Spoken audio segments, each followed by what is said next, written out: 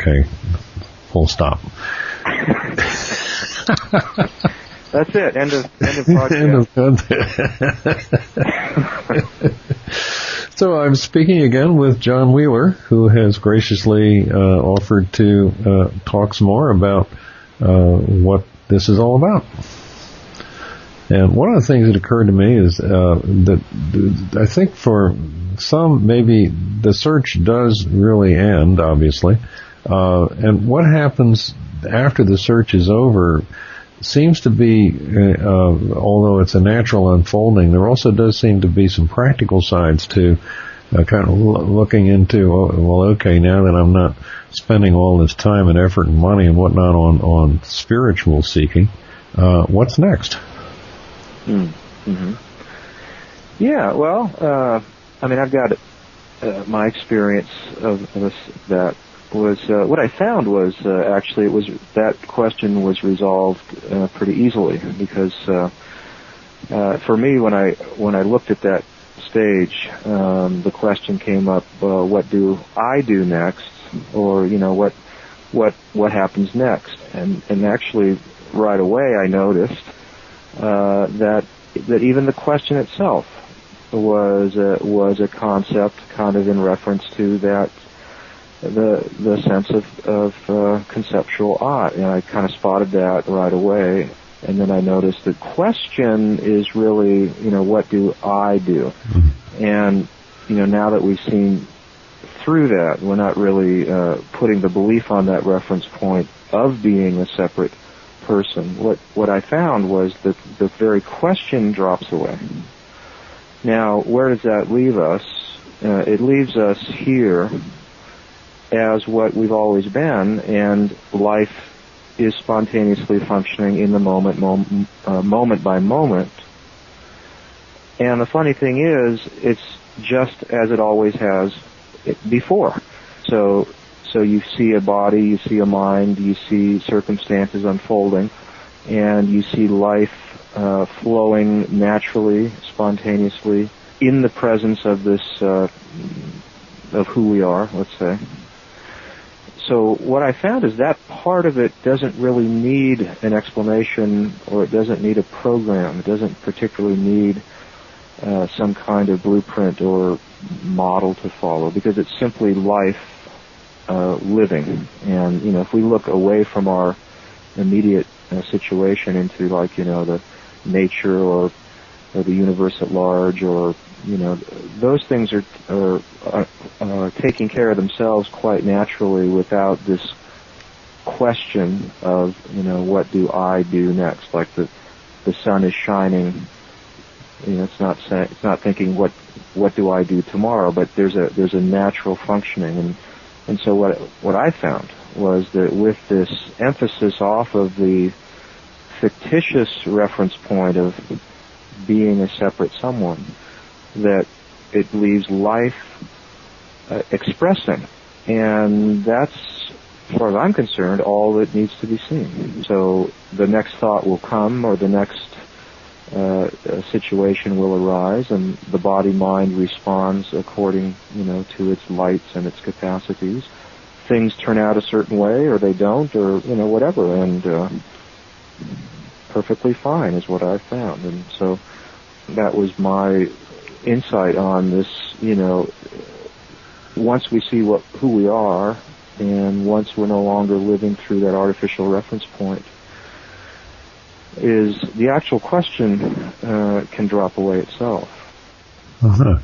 So even that question can indicate still maybe some mesmerization with the idea of a separate self. Yeah, well, that's the way I just kind of noticed for myself, that it was, kind of an old, just kind of a familiar concept, a way of looking, where, the mind would come up with this idea, what do I do, where do I go from here? And, once we've seen the basics of what we've, talked about in the other question and answer sessions that we did, once we've seen that basic position, what we will see is we will see through the validity of that question itself, because it is posed in terms of the of the separate self. What do I do next is clearly a thought, it's clearly a concept, it's in reference to that sense of the conceptual self. And what we can see now that's different, though, is instead of responding to that as if it's a legitimate, issue that needs to be understood, is that we can just see now that it's based on that erroneous reference point. I don't, like, for example, if, coming into the immediacy of this moment, we're breathing, the body's doing its functions, the senses are functioning, the mind is functioning. Those aren't calling for some kind of plan or knowledge where we have to say, well, how do I do that, or what should I be thinking or sensing or feeling? And yet, we can see that it is all going on quite effortlessly and intelligently. And sometimes people think that if we see who we are and this belief in the separate self idea is seen through, that somehow, life would come to a grinding halt, and I would be left like a jellyfish with, no spine, with no motivation and no reason to act, which is absolutely false, because, life is not being lived by the concept of a separate me. Mm-hmm. So all we're really doing is, we're not altering the normal flow of life, but through this investigation and through this understanding, we've removed the belief in the conceptual self-center and all of the identifications that are attached to that belief. So the reality and the belief is dropping out of the structures, leaving you as what you are, with all of the normal faculties still available for their use. And so life goes on basically without the problems. So it's not like we don't have choices and we don't have actions and we don't respond. all of that goes on as before, but we're not viewing life through all of these artificial concepts. And what I find, what I've seen, is that it allows the functioning to be clearer, smoother, more direct, less problem, more problem-free, really. Yeah. So things come up, situations come up, relationships, work situations, stuff, things with the body, all these things, they come up, and the body-mind is functioning according to its intelligence as, part of the whole picture. There's really nothing particularly difficult or hard or something about that, because it's just happening naturally on its own. So anyway, that's a long way of saying that what I found is the question drops away. So we're no longer concerned about what do I do next, because we see the conceptual nature of the question, and the interest in the question just simply drops away. So here we are, and as we're doing now, just whatever is coming up. Yeah. Thinking, listening, sensing, talking, functioning, and it's all happening quite well. And choosing. Yeah, and the choosing, and all the... See, people, I think we often have a misunderstanding about non-duality. I see this very frequently, is that we hear these notions like there's nobody here, or there's no doer, or there's no person, and these are common pointers. So we often hear those and we misinterpret what that means. We think that means there will be no choices, or there will be no activities, or there will be no preferences or decisions. Or responsibilities. And all of those are absolutely false. All those things will go on, absolutely will go on, because that's what the brain and the mind and the natural intelligence is doing. So that's not the meaning of that. The meaning of it is that, yes, for example, there are choices or decisions or preferences, because again, that's just the way the pattern is functioning. But what we see is those things are not being done or being managed by this artificial reference point of the assumed separate person. So we're not getting rid of the choices or the doing, or the preferences or the emotions or the reactions. We're not getting rid of any of that stuff. All of that is intact.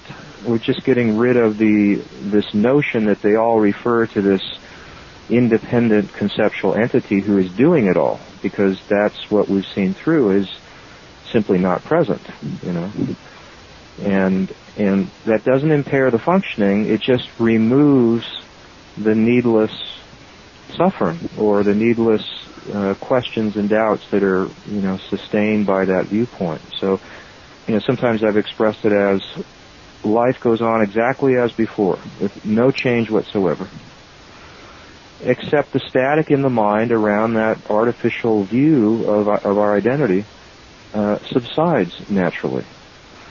Yeah, you talk about that static in the mind, and not long ago I heard it put that there's this kind of a constant hum of concerns, and that hum, in my view, certainly seems to be about an entity who has these concerns and feels that he or she must deal with them somehow, make things better or make things right if they're off or like that, or generate some better future than there's what is present right now. And all of that seems to be tied to this fictional entity that you were talking about. Yeah, and even the question of what do I do next or how do I live is also part of the static, is part of the hum, is part of the conceptualizing. Mm-hmm. So it's very important that we understand. I feel that we understand this aspect, because all of the trouble and the questions and the doubts that we raise, around spirituality and these kinds of things, they are all sustained in that particular mechanism, that particular aspect. They're, all of those things are the thoughts and the concepts and the questions and the doubts, and I found that it was very, very important to have a clear understanding of what's happening there, because if we don't see that and we don't understand that, we'll be taking these problems to be valid, or we think that they're real, that that they need to have a response, and then the energy and thought and focus goes into those things, trying to work it out, trying to fix it, trying to become free of all of these things. But I think it's more important to examine the reality of that whole structure and see if what it is based on is true, because the point really is that all of that conceptual activity is all centered around and kind of fixated on the assumption of the existence of that separate defective person that my mind has told me that that's what I am. And so until we really address that and really see that very clearly, I found it's not really going to be much avail to be working on all of these kind of concepts and things. And so, and many of the great teachers and the great traditions have encouraged us to not get involved in the self-centered concerns of the mind, but to look at the root of that as to what is the nature of that entity who is having these issues. And what we'll see is when we ask that question or we examine that, and this would be the next step, once we realize that these concepts are all of the self-centered concern and thinking, and we begin to investigate and look at who is having those, or who has the problem, who has the question, who has the doubt, we're going to see that that's for me. That's for that sense of me.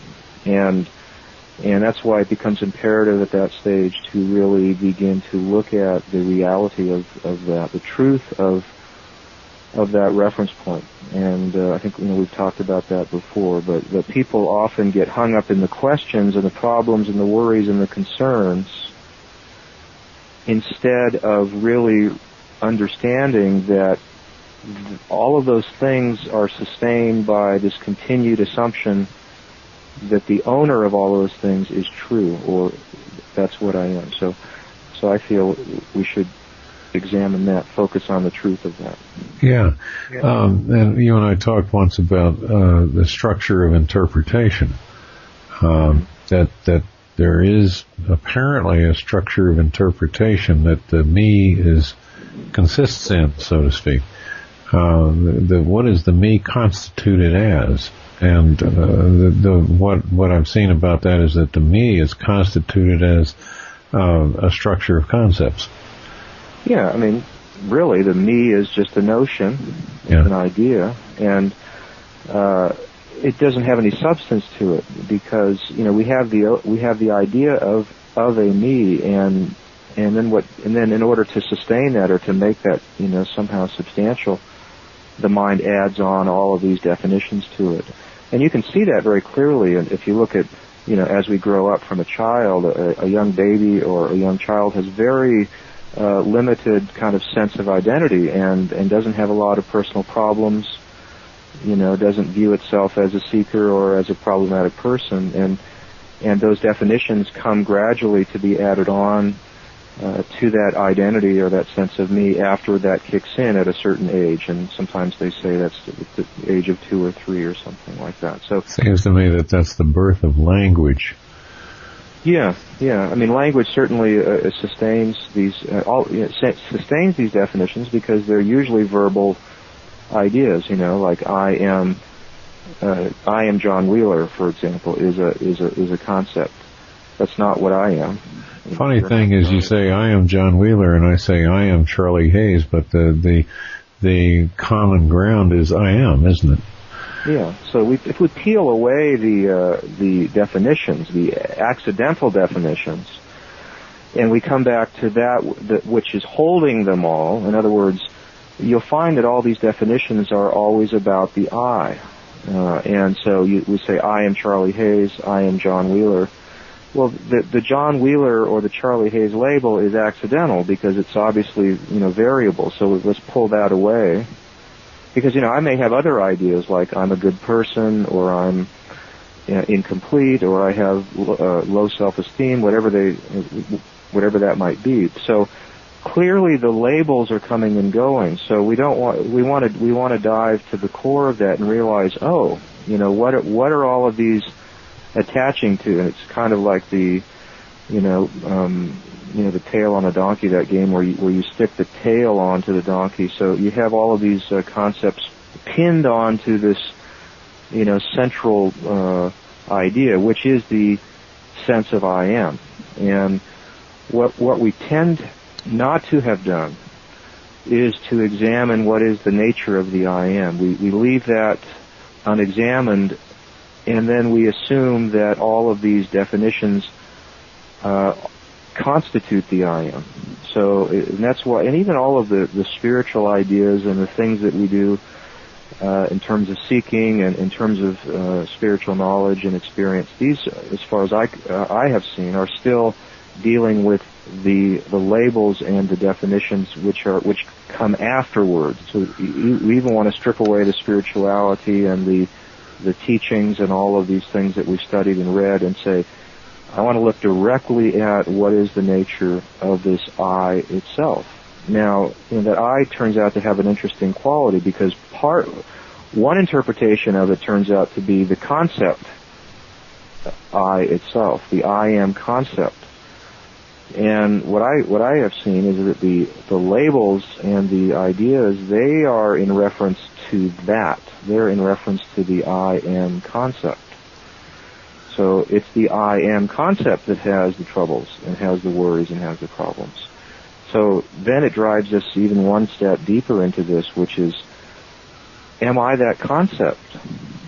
Is that I am concept, is that truly what I am?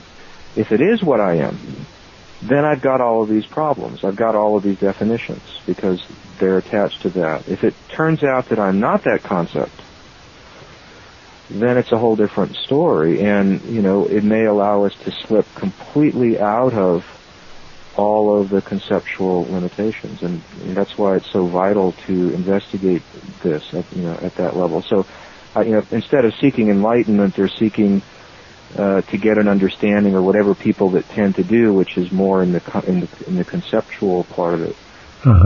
It would be, I think, more worthwhile to be looking at who am I? What is my true nature? Because it may turn out that you don't need any of those things.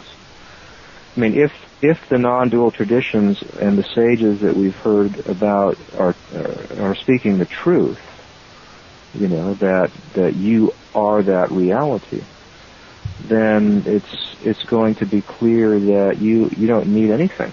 You don't need any experiences or any spiritual states or anything like that. So rather than invest in all of that activity, I would say let's keep investigating, looking deeper into this nature of what is my true nature in relation to this conceptual sense of I.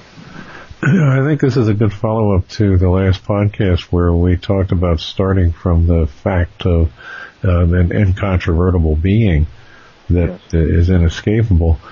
And then once that's kind of gotten down as the baseline, then if there's any residual, as we started out saying, now that I got that my true nature is this empty space-like being, then what's next for me? Yeah, and that's why often this, I used to call it the part two. The first part is who are you, and that must be clear. It's very important. But even as that becomes apparent, which any of us who are looking, it must become apparent. In other words, the fact of who we are as we look at what that is. But what you might notice is the mind, out of its habit, out of its old way of viewing, will raise these doubts and questions. And however that sounds, and I see this all the time, but it's like, but how do I stay in it, or what do I do next? Or, yes, I've seen what I am, but, I've still got XYZ problem. And that's why this other aspect is also very important, because it gives us a way of understanding and responding to these residual doubts and questions that appear, that are generated in the mind. And if we don't understand what's going on with that, what I find is that we're kind of baffled, and we're constantly thinking that these issues are legitimate, and it draws the attention to them, and we're thinking that we need to work it out, and then we start subtly conceptualizing again and start imagining things like, well, I must not be there yet, and there's something that I need to do, and all of these things, we swallow them kind of whole without realizing that, without seeing this kind of mechanism of what's happening, that's why I do think that it is important that we have this discussion, because if this is seen and we understand the conceptual nature of the suffering and its reference to the fictitious me idea, and then in a clear looking see that is in fact not what I am, then in that we step completely through all of those issues and resolve them, and they are taken care of, and they will not trouble moving forward, because there's that understanding of what's going on. If this is not seen, then any number of these questions will keep popping up in the mind. What about this? What about that? And that's the infamous what? Yeah, but, or I see that, but, and so I feel that it's important that this is understood, and that's why it's good to talk about it and look at it. To really nail down what is the mechanism of suffering, yes? Yeah, and otherwise, it'll be, I know what I am, but, and then there'll be some question. Now, once, so there's nothing preventing us from understanding exactly what we're talking about, and then realizing, all of these questions and problems are simply in relation to that conceptual self-center. That's not what I am. I am not the concept I am. I am that which is aware of that concept. And that which is aware of the concept right now doesn't have any problems. It's not trying to get to reality. It's not trying to get enlightened. It's not trying to live life a certain way. It doesn't have anything like that. It's just a pure, unchanging, unconditioned reality itself. And so we come back to something we talked about before, which is, taking our stand as that. Yeah. And you'll find that it takes care of all of these yeah buts and these questions and problems, because there simply is no problem for what you are. It's just it turns out to be the stunning, amazing fact is that being has no personal problems, because it's not a person. It's not a conceptual entity. So this was the second, major piece of this thing that was shared with me that allowed me to actually resolve the seeking and the questions. And I think without this piece understood, no matter what else that we may have understood or experienced, that sense of getting strung out in the mind tends to carry on. Yes. Yeah. Now, seeing this and understanding what we're talking about, which is not difficult at all, but we can see it now, but you'll find that all of these questions have the same resolution. And it's like if you just recognize this globally, understand kind of what's going on, you'll find that you don't have to resolve all of the particular questions. So because they're all based on one core misconception of being a separate entity, yes? Yeah, so even that, so now we can appreciate why if we say, okay, what do I do next? Or how do I live my life? It's just instantly recognize that for what it is. Yeah. It's just an idea coming and going, and it's not relevant, in the deepest sense to the fundamental truth of what you are, because your true nature is not worried or it's about what do I do next. That worry is a thought, and that worry is in reference to the conceptual I. And since that's not who you are, it's not about you. It's not really a legitimate issue for your natural being. And so this was a very key aspect. And so what was pointed out to me was first and foremost, who and what are you? And see the truth of what your nature is. And I do feel that that's the most critical piece. Mm-hmm. And then there's this understanding of what generates the residual questions and what's at the root of that. And the understanding and seeing of that dissolves the identification with that, thoroughly dissolves and resolves all of those problems. So then we're left here. We come back as to what we are, present and aware, in the natural state of being, without the concept. Right?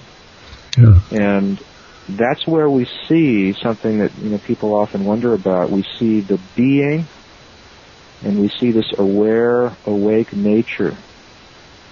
And then we also notice that without the conceptualizing, there's a peace there. There's a fullness there, or a joy, or a harmony. However you want to point to that. And that's the Sat Chit Ananda that they used to talk about: being, awareness, and the full, deep peace of nothing wrong.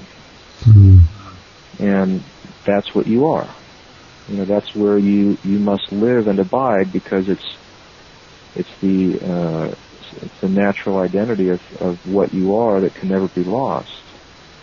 And it was only the imaginary conceptualizing that became that static, or that hum in the mind that was constantly kind of spinning there. And we just looked to that out of ignorance. We didn't understand what was going on. Yeah, and I think a lot of us tried to figure things out in this.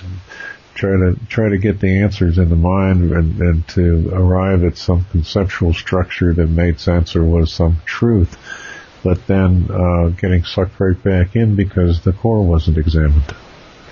Yeah, and even again, I've said this a few times, but these things that we do often in the name of spirituality, once we understand from this perspective, we will see that they are also being sustained in that, false perspective. And that often shocks people and is often unexpected.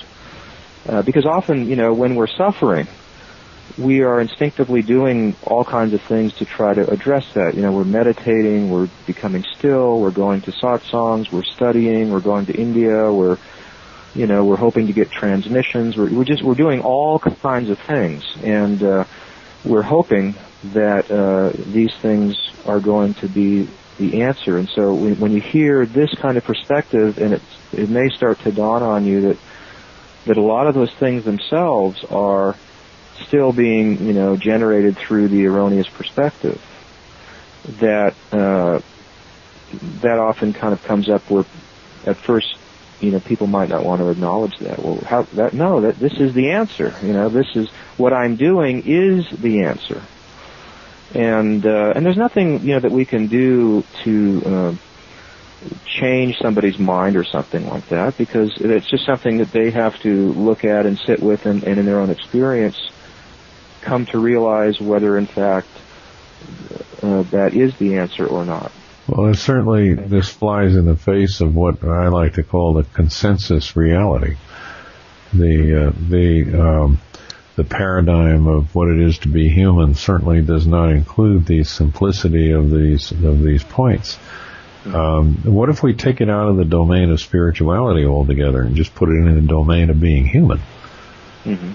Then we have, because my observation is that, people at work, people that work in stores, people that work in offices, people that don't work, that are retired, just human beings all share these essential concerns about me. And, whether they're spiritual seekers or not, is really irrelevant, isn't it? I mean, this is kind of universal, isn't it?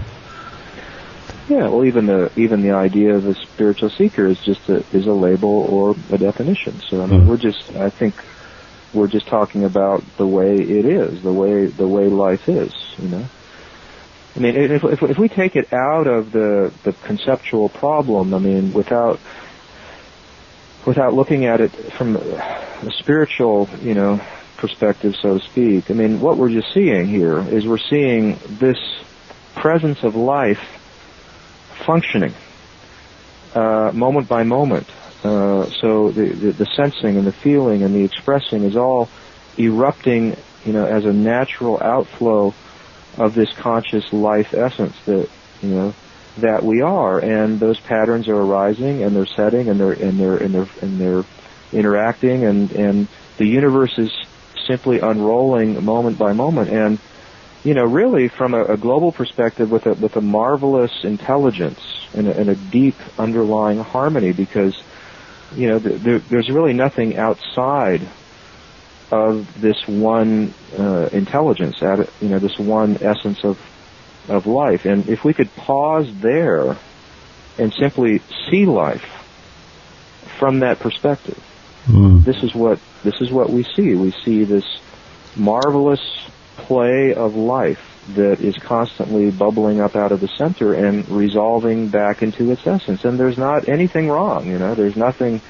defective, there's no separation, there's no division at any time.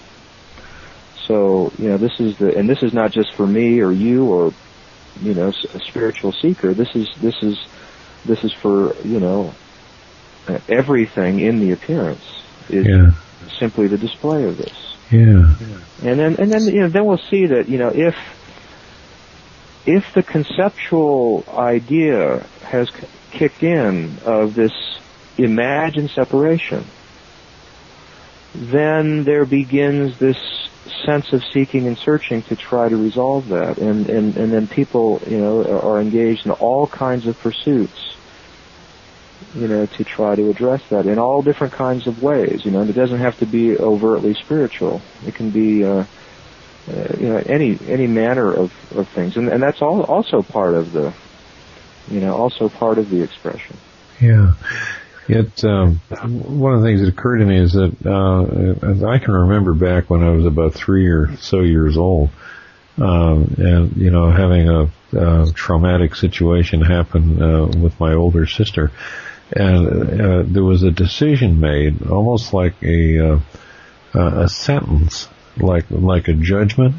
Like the judge made a sentence, and whether you were innocent or guilty, you were sentenced to life in this prison of this concept, and the concept was something's wrong with me.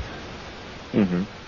And so I think that's at the core for an awful lot of people. Something's wrong with me, and I'm not good enough to fix it.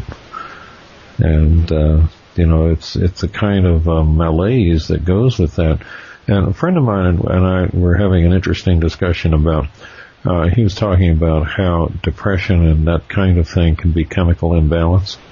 And although I think that's valid, I also, the inquiry that I kind of like is, okay, is the chemical whatever a product of interpretation, or is the interpretation of something wrong a product of the chemistry, or which came first, the chicken or the egg?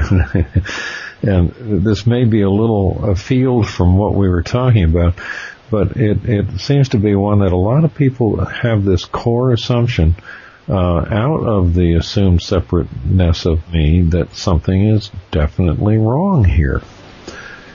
Well, I like to look at it from a broad perspective so that we can, kind of handle it and kind of have a practical response. And it's the way that I would look at this is that the moment that the idea of separation is conceived in the mind and believed, there's an instant feeling of something wrong there. There's a limitation, because you suddenly have yourself and everything other than myself.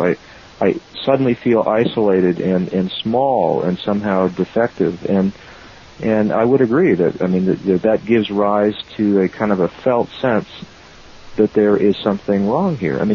If this concept of the separate me simply came up and it had no impact and it didn't create any sense of limitation, nobody would be concerned about examining it. There would be nothing wrong. It would just be, it's just a thought, and I'm still what I am, and everything's fine. But it does bring in that sense when it's believed or identified with. It brings in that sense of something is wrong, or a sense of suffering, or lack of ease, or whatever. And now the interesting thing is, though, is that we're going to unwind this, by coming back and examining the basic assumption to see if that idea that was taken on board, innocently, whether in fact it was true or not. And so that's what we can do now, and we don't have to try to, cut through all of the years of concepts and conditioning or whatever. We really just have to go back and examine in the light of our awareness what is the reality of that assumption. And what we'll see is that it's not even a matter of making that concept go away, because, here we are speaking about I and you and I am, and we're using all of these symbols and words and things like that. But it's just a knowing, it's a recognizing as to whether that constitutes my identity or not. And so it's not, what you find is that it's not even that I am concept inherently that is a problem. It's really just a belief or an unexamined notion that I am that. Now, in the investigation and in the looking at this, it becomes clear that that's not what I am. And just that seeing right there, just that understanding right there, what it does is it takes the belief off of the concept, and without the belief going into that concept, the issue, the root of the static, it's resolved there. So we're not fighting with the mind. We're not trying to annihilate the ego and struggle with all these things, which would be way too much work and wouldn't be effective. Because who's doing that and why? But there is a seeing, there is an understanding that's available where the natural intelligence simply alights upon that and sees the truth of whether that equation is true. That my being is that concept, and that's so. This whole investigation of suffering, when it's looked at this way, kind of step by step, and you get down to the core of it, what the final looking, the final thing that is seen there is whether or not I'm that concept. That simple, because if I'm not that concept, then all of those other concepts that depend on that, they are no longer my definition. Yeah, it takes the validity away from them, doesn't it? Yeah, and I think it's very, very important, though, that when we've preceded this by this recognition of the truth of who I am, that's kind of waiting there as your already felt and recognized experience. In other words, I can now see when the belief comes off of that concept that I'm still here, present and aware as the natural state of what I am. And, I don't have to, it's not like I'm somehow, when I examine that concept, that somehow I'm, left in this undefined or kind of unknown state or something that I don't know what's going on, because I already have that recognition of my true being. Right. So this is what I found allows this investigation of the I to be successful, because I can take it right down and see the reality of that, and in that final just little examination, it can naturally fall away, allowing me to simply be what I am. And what we always were. So, and if that part's a little unclear, what happens is that the investigation itself can somehow get distorted through these self-centered ideas. Like, I'm investigating, and I want to get free, and am I doing it right, and how do I do it, and all of these concepts. Yeah, am I doing it right? That's a big one for a lot of people. Yeah, I had a fellow write to me the other day, and he said,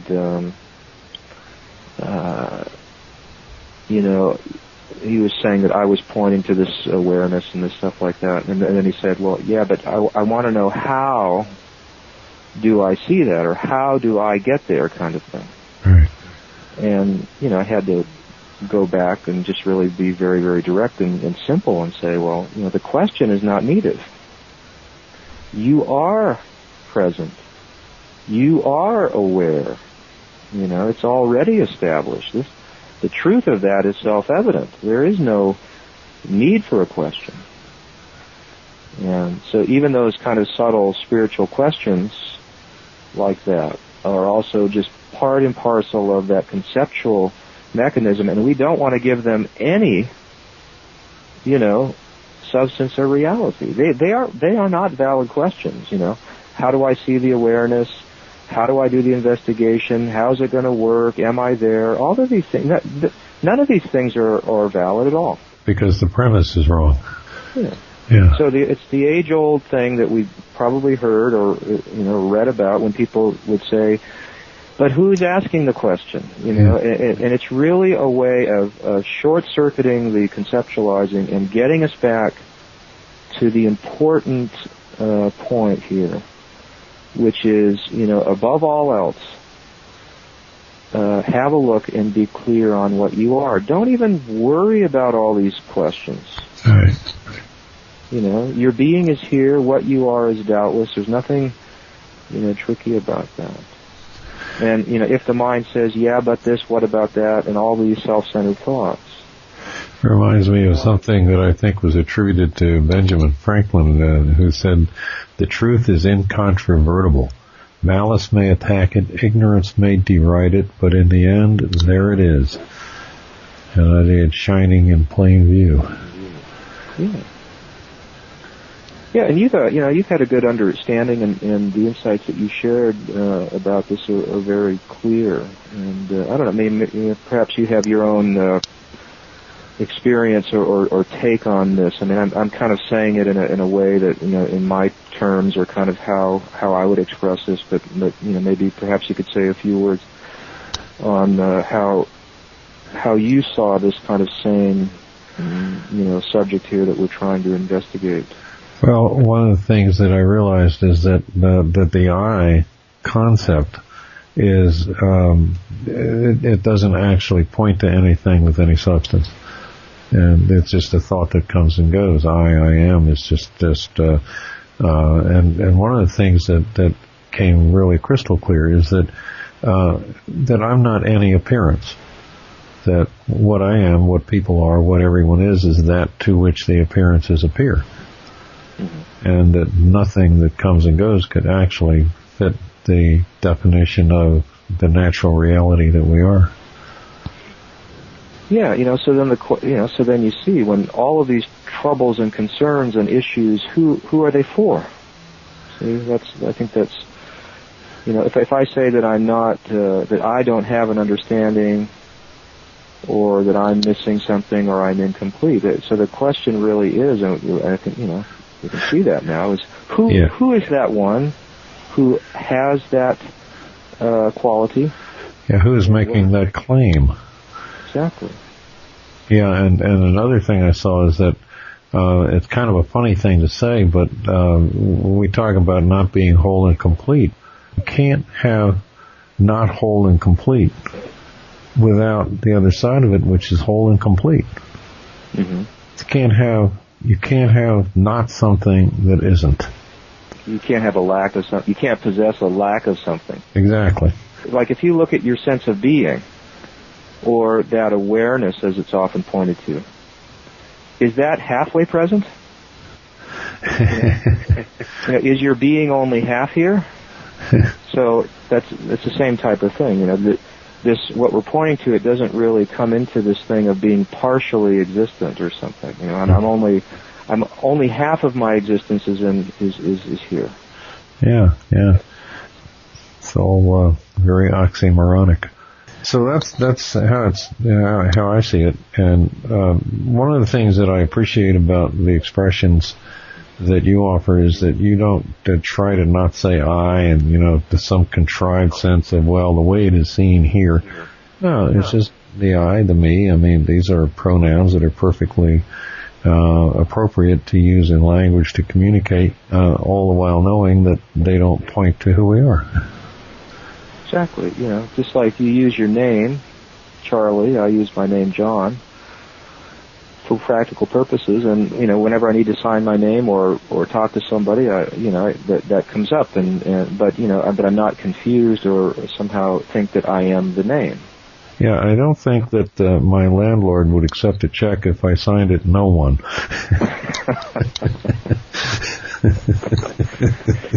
Yeah. So and so we don't have to try to do an artificial dance around. I'm not the name John Wheeler, therefore every time that comes up in conversation, I've got to do this kind of funny, Advaita dance to let everybody know that I know that I'm not that. I mean, it's kind of silly. So yes.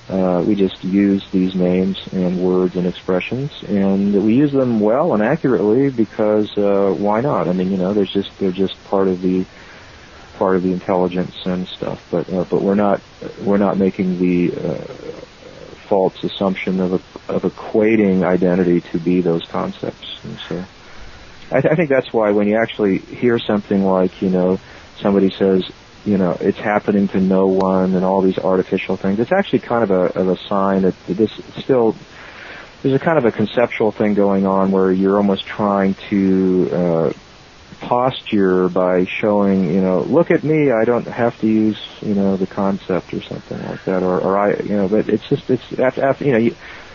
just too artificial. Well, it's a pretense. Yeah, so there's a kind of a pretense quality, and that's why I try to avoid those things. I mean, because it gets old, It's happening to no one, and And it doesn't serve, the sincere person who really wants to get down to the core of this. It doesn't serve them to play those games. Yeah, it's just because if we're more natural and just point out and basically say, hey, look at these basic points. Can you see what's being pointed to? Do you have any particular question? And just take it like that, And then what we'll find is that people tend to be able to follow along, and then they see it for themselves, and then they don't need the pointers. They don't need to be looking at these things because they have verified the truth of them, and that's what I think this is all about in the end. It's not about anything more than sharing this natural and available experience.